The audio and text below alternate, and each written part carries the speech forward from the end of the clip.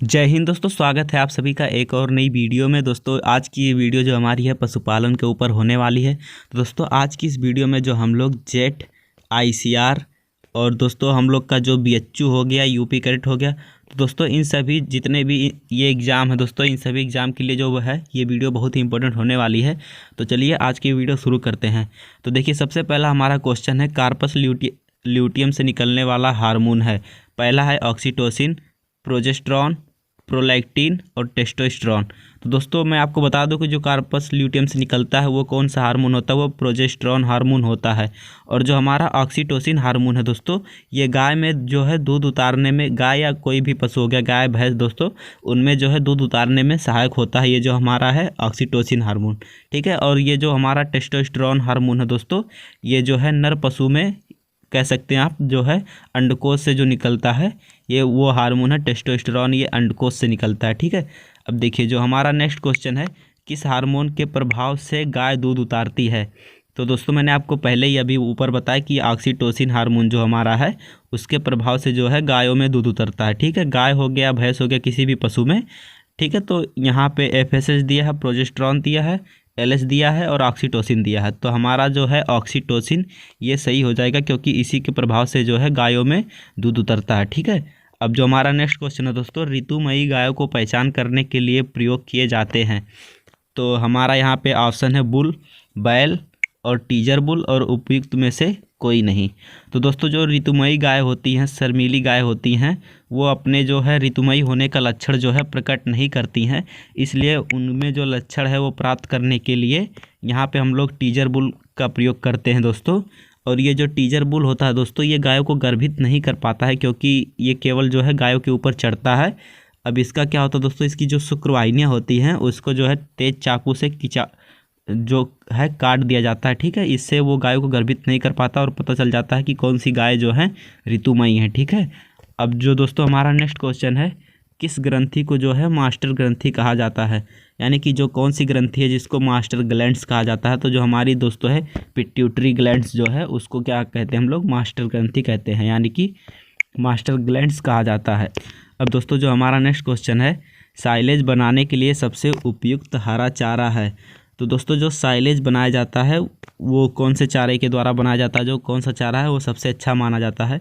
तो यहाँ पे ऑप्शन दिया है बरसीम, लोबिया, रिचका, मक्का। तो दोस्तों मैं आपको बता दूं, जितने भी हमारी अनाज वाली फसलें हो गई, जैसे मक्का, ज्वार, बाजरा, ठीक है, ये तीन जो फसलें हैं, प्रमुख फसलें हैं, इनका जो है साइलेज बहुत अच्छा बनता है, इसलिए मक्का जो हमारा होगा ये सही ऑप्शन होगा, ये सभी गलत हैं। और दोस्तों मक्का, ज्वार, बाजरा, ठीक है, ये तीनों आप ध्यान रखिएगा। और जो ये हमारी बरसीम है दोस्तों, ये बरसीम जो हमारी है, बरसीम और रिचका, ठीक है, इसका जो है हे सबसे अच्छा बनता है, ठीक है। हे क्या होता है दोस्तों, जो हरा चारा होता है जिसको सुखाकर खिलाया जाता है पशुओं को, ठीक है, तो वो हरा चारा कहलाता है, हे कहलाता है, ठीक है। तो बरसीम और रिचका का हे सबसे अच्छा बनता है। और जो हमारा मक्का, ज्वार, बाजरा हो गया दोस्तों, इसका जो है हम लोग साइलेज बनाते हैं, ठीक है, इसका जो साइलेज बहुत ही अच्छा होता है। अब यहाँ पे जो नेक्स्ट क्वेश्चन है दोस्तों, हे बनाने के लिए सबसे उपयुक्त हरा चारा है। तो पहले ही आपको मैंने बता दिया कि जो है बनाने के लिए जो प्रयोग किया जाता है बरसीम, रिचका और एक लोबिया होता है, ठीक है दोस्तों। बरसीम, रिचका और लोबिया का जो हरा चारा है दोस्तों वो प्रयोग किया जाता है, ठीक है। तो आप ध्यान रखिएगा, हे बनाने के लिए बरसीम, रिचका, लोबिया, ठीक है, इन तीनों का प्रयोग किया जाता है। अब जो हमारा नेक्स्ट क्वेश्चन है दोस्तों, यूथ का विभाजन करते समय दुधारू पशु तथा सूखे पशु का क्या अनुपात होना चाहिए, ठीक है। तो जो हम लोग जब गायों को या पशुओं को बांटते हैं, उनका यूथ विभाजन करते हैं, तो उनमें जो है दुधारू पशु जो हमारे हैं वो 3 होने चाहिए और जो सूखे पशु हैं वो 1 होने चाहिए। तो इसमें जो हमारा सही आंसर होगा दोस्तों वो होगा बी, यानी कि 3:1 का अनुपात होना चाहिए। अगर आपको दुधारू पशु पूछे तो दुधारू पशु 3 होने चाहिए, और यदि सूखा पशु पूछे तो सूखा पशु हमारा 1 होना चाहिए, ठीक है दोस्तों, आपको कंफ्यूज नहीं होना है। अब देखिए जो हमारा नेक्स्ट क्वेश्चन है, गाय में अस्थायी दांतों की संख्या होती है। तो दोस्तों गाय में जो अस्थायी दांत होते हैं वो हमारे कितने होते हैं दोस्तों, अस्थायी दांत जो होते हैं गाय में वो 20 होते हैं, ठीक है। अस्थायी दांत मतलब जो कुछ समय में टूट जाते हैं, उसके बाद जो दांत निकलता है वो स्थायी दांत होता है। तो स्थायी दांत कितने होते हैं, तो जो स्थायी दांत होते हैं दोस्तों वो कितने होते हैं, 32 होते हैं, ठीक है। स्थायी दांत पूछे तो 32 और अस्थायी दांत पूछे तो कितने होते हैं, 20 होते हैं, ठीक है, आपको ध्यान रखना है।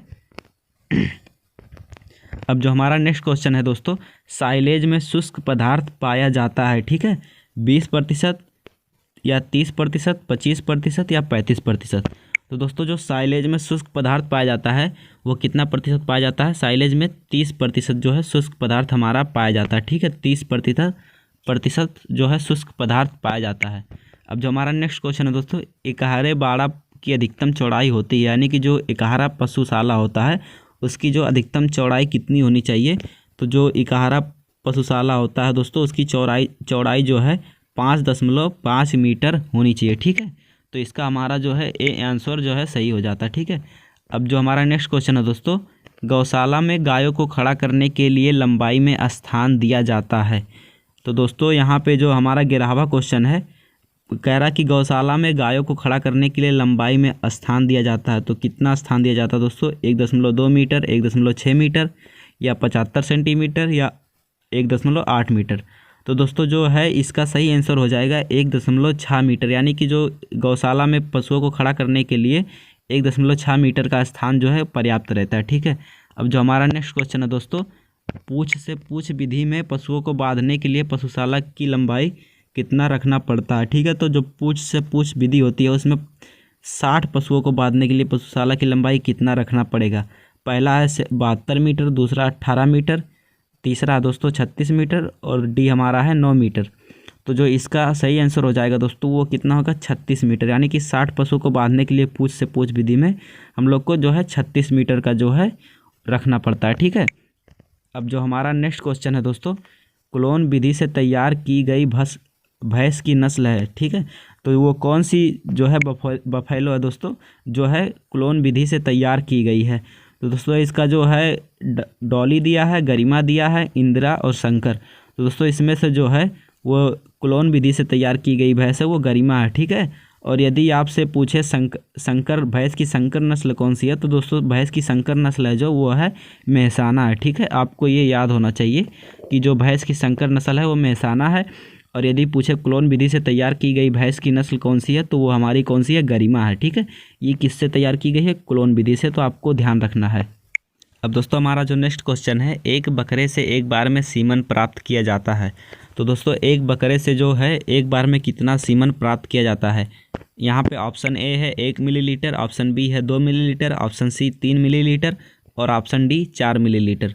तो दोस्तों एक बकरे से एक बार में सीमन प्राप्त किया जाता है। तो यहाँ पे देख सकते हैं एक बार में एक बकरे से तो 1 ही मिलीलीटर सीमन जो है प्राप्त किया जाता है। एक आपको ऐसे याद रखना है कि एक बकरा है, एक बार में कितना सीमन प्राप्त किया जाएगा? तो 1 मिलीलीटर जो है सीमन वो प्राप्त किया जाता है, ठीक है।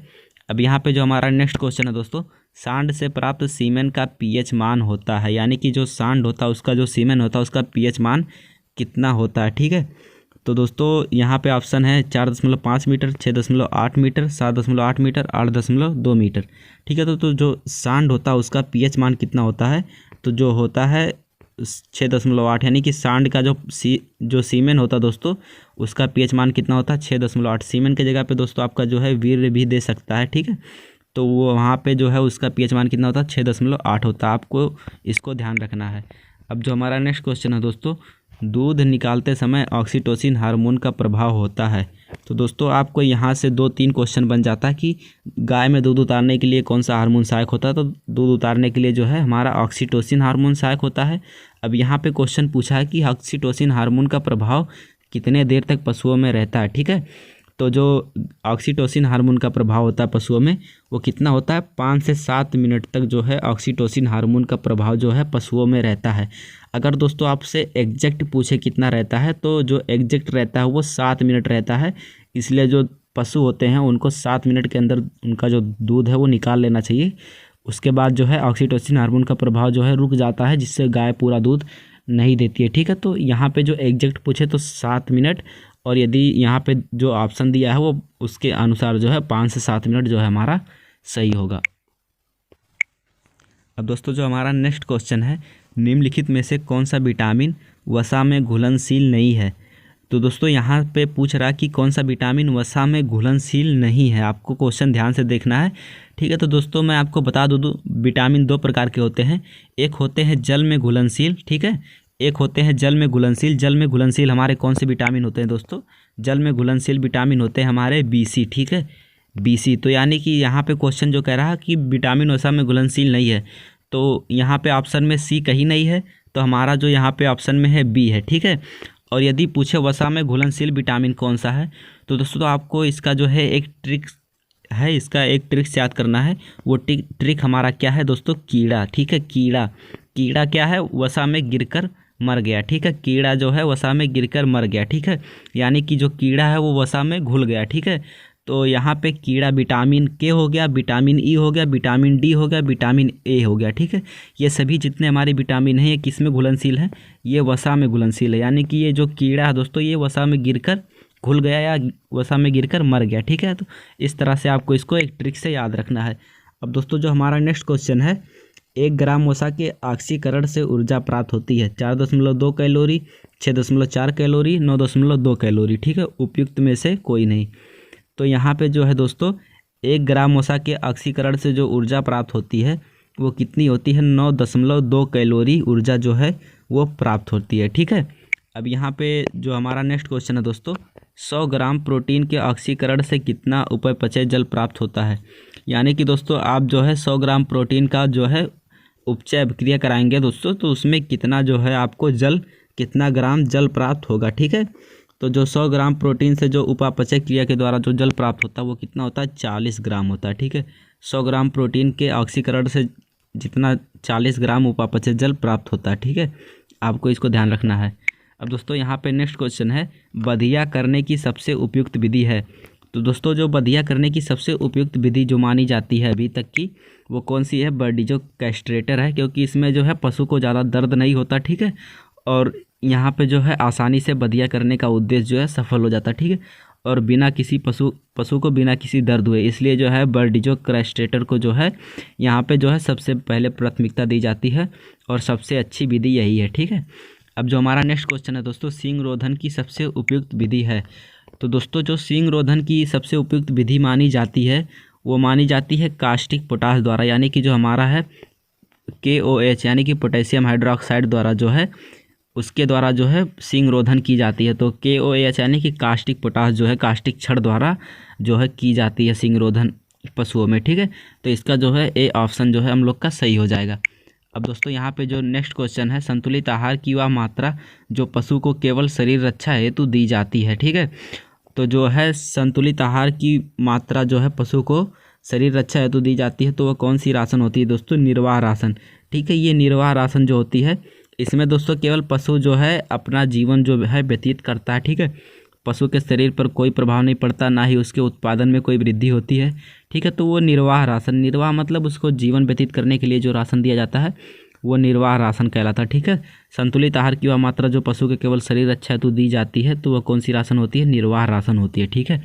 अब दोस्तों यहाँ पे जो हमारा नेक्स्ट क्वेश्चन है दोस्तों, एक संकर नस्ल की गाय जिसका भार 450 किलोग्राम है उसके लिए शुष्क पदार्थ दिया जाएगा 10 किलोग्राम, 13.5 किलोग्राम, 11.25 किलोग्राम और 12.25 किलोग्राम, ठीक है।